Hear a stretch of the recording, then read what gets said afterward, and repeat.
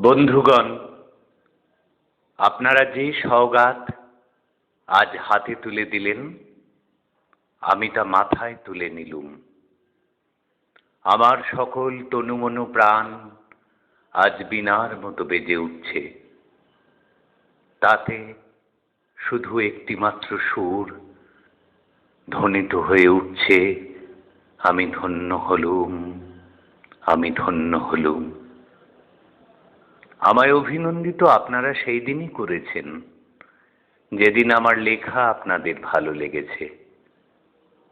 বিংশ শতাব্দীর অসম্ভবের সম্ভাবনার যুগে আমি জন্মগ্রহণ করেছি।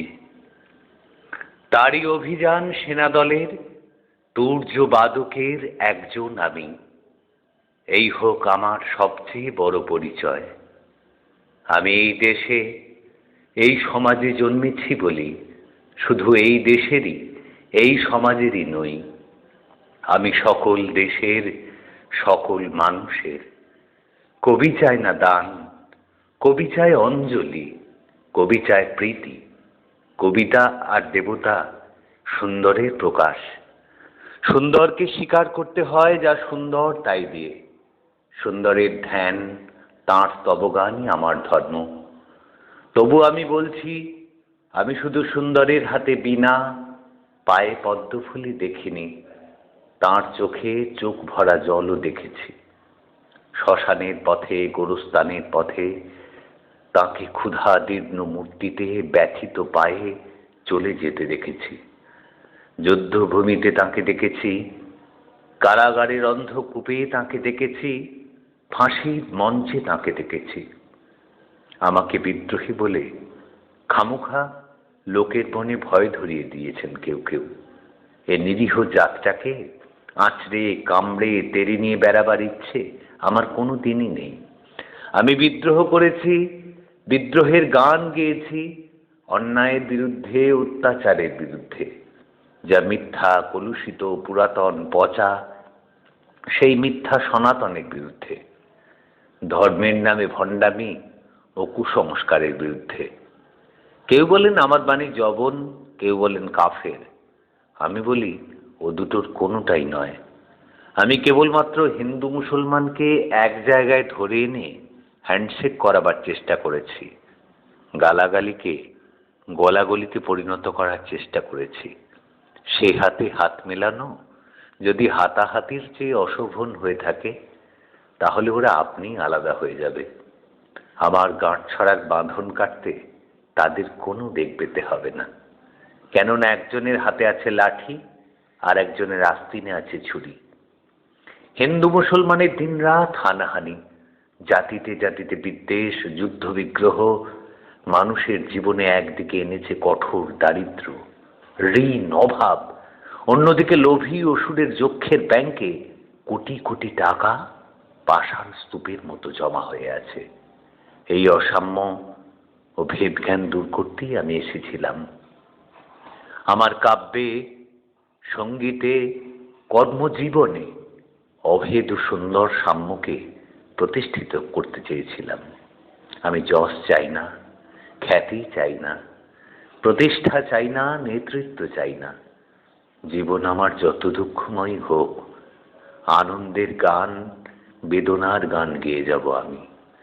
দিয়ে যাব নিজেকে নিঃশেষ করে সকলের মাঝে বিলিয়ে।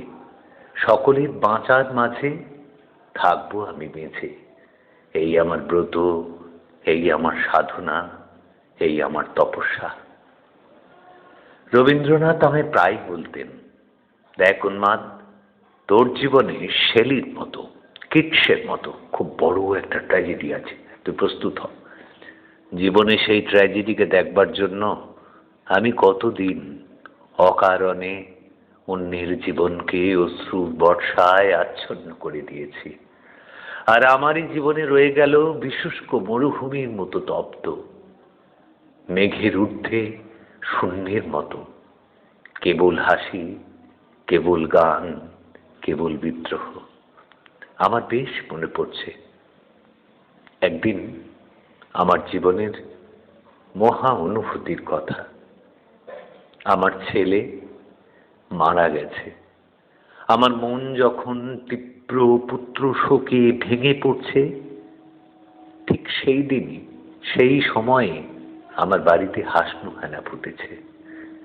আমি প্রাণ ভরে সেই হাসনুহানার গন্ধ উপভোগ করেছিলাম। আমার কাব্য, আমার গান, আমার জীবনের অভিজ্ঞতার মধ্য হতে জন্ম নিয়েছে। যদি কোনোদিন আপনাদের প্রেমের প্রবল টানে আমাকে আমার একাকিত্বের পরম শূন্য থেকে অসময়ে নামতে হয়, তাহলে সেদিন আমায় মনে করবেন না আমি সেই নজরুল। সে নজরুল অনেক দিন আগে মৃত্যুর খিড়কি দুয়ার দিয়ে পালিয়ে গেছে। মনে করবেন পূর্ণত্বের তৃষ্ণা নিয়ে যে একটি অশান্ত তরুণ এই ধরায় এসেছিল, অপূর্ণতার বেদনায় তারই বিগত আত্মা যেন স্বপ্নে আপনাদের মাঝে কেঁদে গেল। যদি আর বাঁশি না বাজে, আমি কবি বলে বলছি নে, আমি আপনাদের ভালোবাসা পেয়েছিলাম, সেই অধিকারে বলছি, আমায় আপনারা ক্ষমা করবেন, আমায় ভুলে যাবেন। বিশ্বাস করুন, আমি কবি হতে আসিনি, আমি নেতা হতে আসিনি। আমি প্রেম দিতে এসেছিলাম, প্রেম পেতে এসেছিলাম। সে প্রেম পেলাম না বলে আমি প্রেমহীন নীরস পৃথিবী থেকে নীরব অভিমানে চিরদিনের জন্য বিদায় নিলাম। যেদিন আমি চলে যাব, সেদিন হয়তোবা বড় বড় সভা হবে, কত প্রশংসা, কত কবিতা বেরোবে হয়তোবা আমার নামে। দেশপ্রেমিক, ত্যাগী, বীর, বিদ্রোহী, বিশেষণের পর বিশেষণ টেবিল ভেঙে ফেলবে থাপ্পড় মেরে বক্তার পর বক্তা।